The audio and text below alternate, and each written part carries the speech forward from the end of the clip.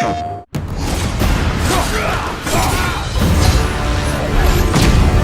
a combat perspective, I always, and I still feel like the meat and potatoes of any God of War game is combat.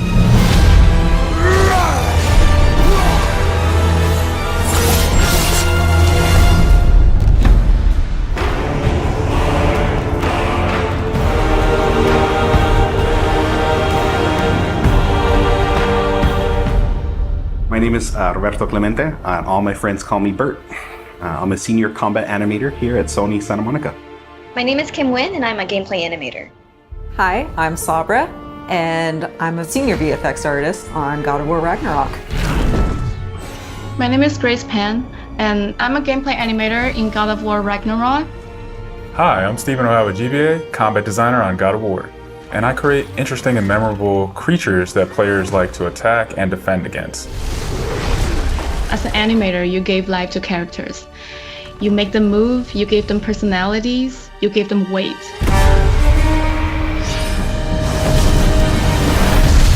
My role as a VFX artist is to put the power behind a move. You are in control of fire and earth and water and wind. Whether you are throwing your axe or on the receiving end of an enemy spell, VFX is what really gives the movement and the danger to every move that a character or enemy makes. I work really closely with the design team and the tech art team on this project specifically. We actually work a lot with camera, along with the guidance of our great camera team, so I find myself doing fight choreography sometimes. One of the most challenging parts about being a combat designer isn't the technical implementation of creating a creature, but it's really navigating that line between frustrating and engaging. We want to make something that makes players lean forward and focus and really try hard against that enemy and feel good about overcoming that, but we don't want to make them feel defeated if they can't figure something out. And then it feels rewarding when you win, not because it was impossible, but because it was fun and engaging.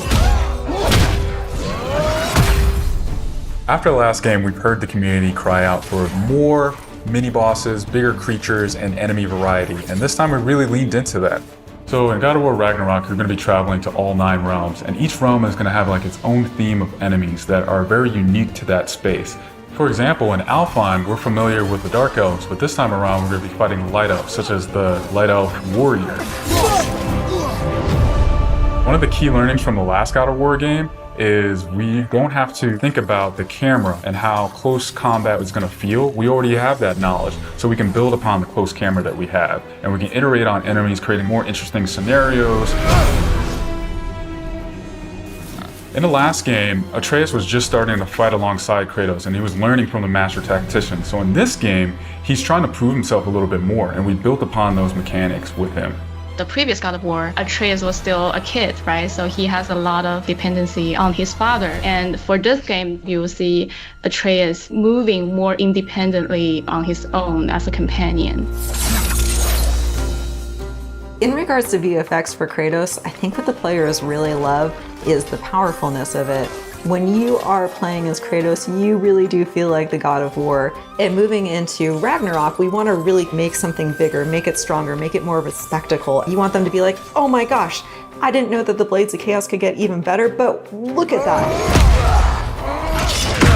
So as Kratos gets more powerful, he's going to have access to newer combos and newer abilities that will increase the combat depth of each weapon. For the Blades, one of the moves that I've really enjoyed from previous God of Wars is the combat grapple, and we're going to be bringing that with a new twist. I'm very excited for players to try the blade grapple traversal moves. That brings so much more speed into the movement and the dynamic feel to it. One of the ways we've expanded Kratos combat this time around is we've given more utility and choice to his shield loadout. If you are a parry person, you could really go for a shield that gears towards parrying. If you're a big blocker, then you could choose a shield that will really match your playstyle. One new mechanic or element that I'm really excited about is these combo finishers. Building up the stun meter this time around is going to lead to different ways to basically decapitate the enemy. You're going to be able to choose, which weapon you want to have when you kill a guy.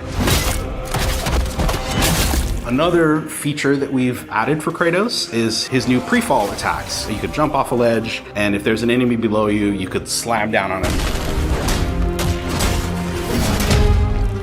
There's such an emphasis on verticality in some of these fights that it's super engaging. And as Kratos, now that you have so much mobility and that you can also take advantage of that verticality, I think it just adds such another interesting layer to a fight. In God of War Ragnarok, we've enhanced the Kratos and Atreus duo. He's going to initiate a little bit more and be aggressive. He's going to fight alongside you and sometimes even surprise you with his combo abilities too. Some of the new expanded companion actions that you'll see Atreus do leverage the fact that he's older now, he's bigger now. And he's different from Kratos, so his magic has a different flavor. Not only that they fight side by side together, there are also a lot of mini games and player interaction moments. For example, like the puzzle systems and the set pieces. You definitely will see a lot more collaborations between father and son.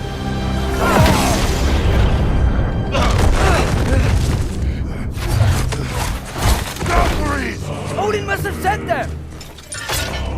There's so much that goes into building a big set piece.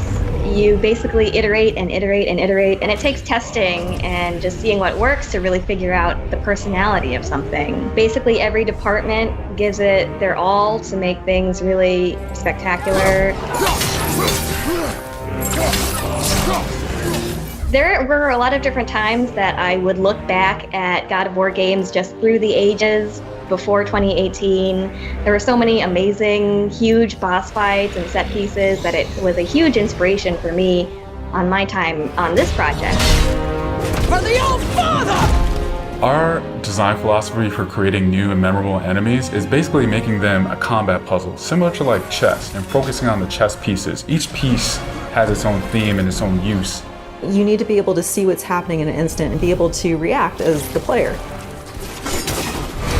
There's a couple of different ways that we go into making an attack very readable for the player. Sometimes we add a signature audio cue, or we'll add the different rings, such as what we did in the last game, that lets you know that this attack is unblockable, you need to dodge it.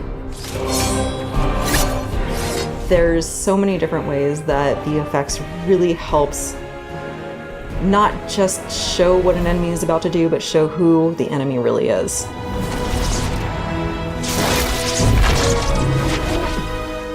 Everything you design has to be surrounding the essence of the character and a story.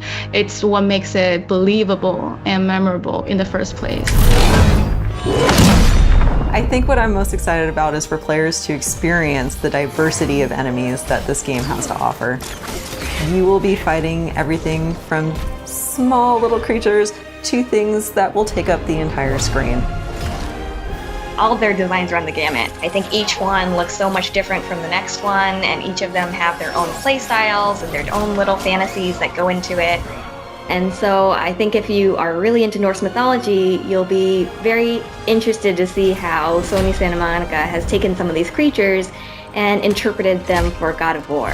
Everything that goes into the game, there's emotion behind it and intent behind it, and by the time it gets to you, everything that you've seen that you're going to play and experience has been sweated over, bled over, tested, and is fun to play.